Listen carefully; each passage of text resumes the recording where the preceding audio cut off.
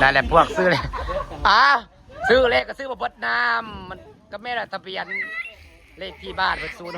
0688เอาเข้าไปเอานึกว่าสิมีคนตื่นนึกว่าสิมีคนถือกดบ่ถือซะบ่พี่นิกเนี่ยจ้ะพี่บอกนะโทรแชทมาบอกอยู่ให้000พี่นิกเนี่ยจ้ะพี่นิกเนี่ยจ้ะพี่นิกบ่ได้ซื้อบ่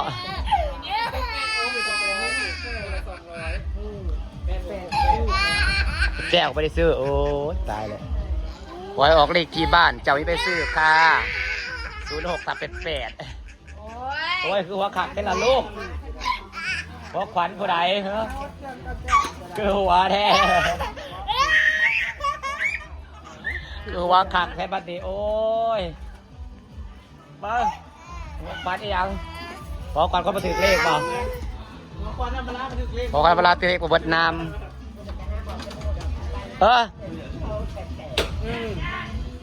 มาแล้วบอกว่าไปซื้อจากคนบาท10 บาทถือไปซื้อจากคนสัวเอาละคิดแบบมีคนถือแล้วนะเดี๋ยวว่าสิมีคนถือเมื่อเลี้ยงทำงานต่อกับกระเป็ดกระมูกระไก่ค่ะเลข6ไปซื้อกันบนข้างหลังเลขหน้าผู้ไรบอกว่าเก้าอยู่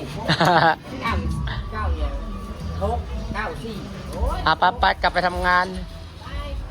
มาแล้วจากพ่อกัดนะไปหาลากขี่หมูต่อ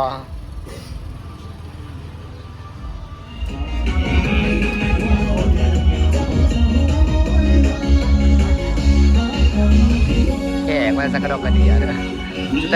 ตั้งเราจัดงานใหญ่เลยเนาะเด็ดระดับแขกเลยสุดขาวงามเลย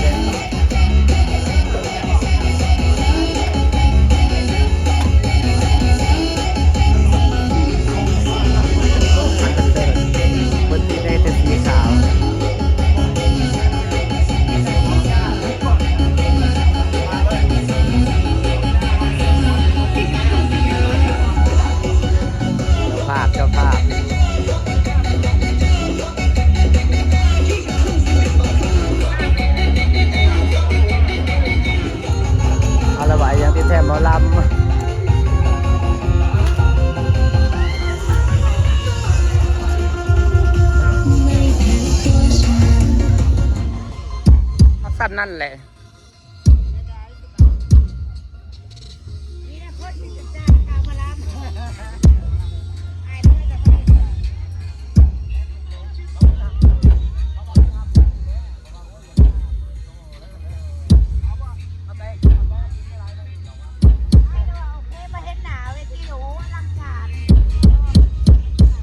งามเลยเนาะใหญ่เลย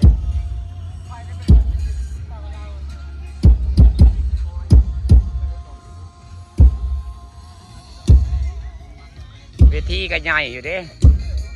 เห็ดปูนใส่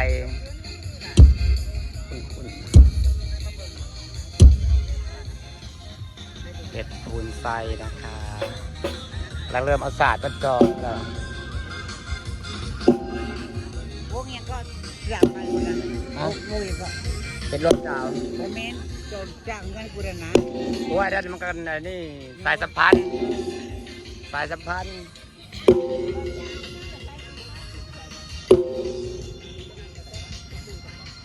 8บ่7 หรือ 8 7 1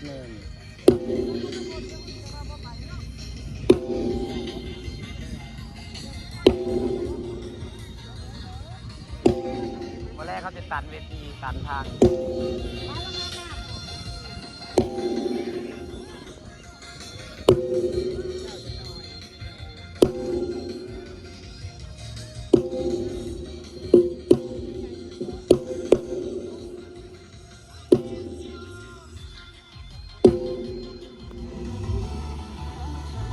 นั่งกัน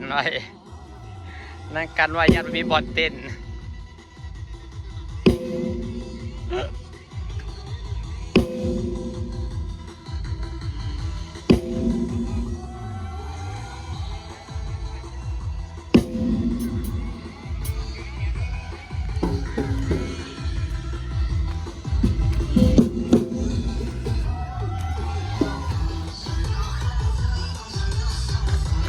กันไว้อะไรบทเต้นบ่ ยันขยียบคอพวกที่นั่งมาพักนำ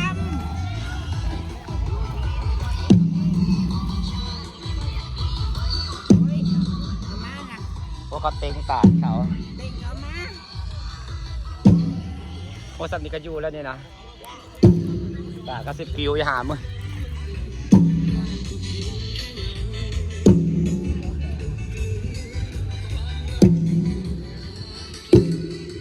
หนาวเนี่ยเพิ่งมาหนาวเมื่อวันนี้เดียว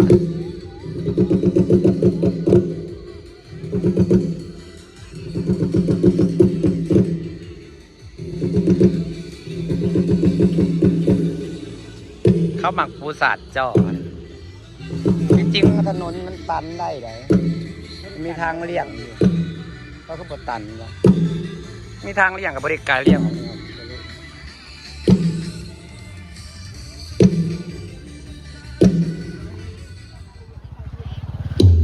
ขับมาบัดนาแล้วโมนี่เนาะปะมาจองโต๊ะราคาพอกันปะมือนะมือสิวยังอยู่บ่าหลาวบ่ลำบ่สิเบิ่งบ่าเขาจะแต่งโตอยู่อันเด็กน้อยหลายเลยเนาะเด็กน้อยเด็กน้อยนะคะ ใส่ตาที่ เขาตันอยู่เป็นตีมาแล้วเขาตัน คุณมองข้างแรกเข้ากันแหวนลง แม่หยกกำลังแต่งหนานะคะแล้วสุดงามเป็นแม่หยกมันจะคือแม่หยกที่สุดมาลำเป็นโหลดสุดละตีเป็นโหลดเนาะตายแม่หยกแม่หยกแม่หยกก็มาลังการเฮ้ยตายเขาจะใจเอาไปแสนหมดจัก